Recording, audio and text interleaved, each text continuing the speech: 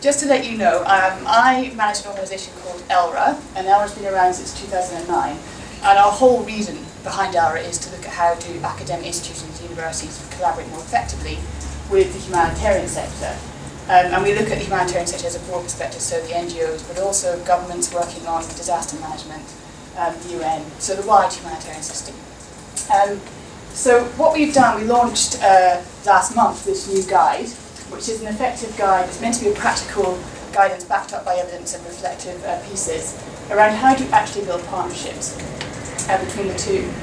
How do you do it?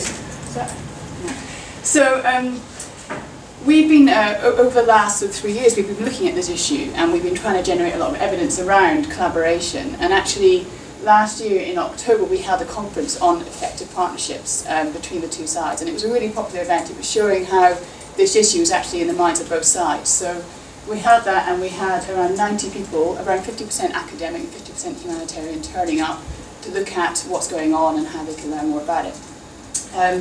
The background to that conference was that we were trying to explore how collaboration could happen between universities and humanitarian organisations, and looking at the broad scope of work that universities do, so not just the research, but also the training, the teaching, different types of partnerships. So we funded a range of projects that were really about collaboration, and we pulled the learning out of those. And then those kind of case studies we used at the conference to have a bigger dialogue about partnership. And we felt that that was a kind of starting point in the road, but there was a lot of kind of interest in this issue. But how do you do it? Where's the guidance? We really want to have some practical tools about how to actually build effective partnerships. At what point do partnerships fail? Why do they go wrong? And how can you overcome the reasons why they fail? So that led us on to then thinking, right, we need to work on kind of practical guidance around how to do it.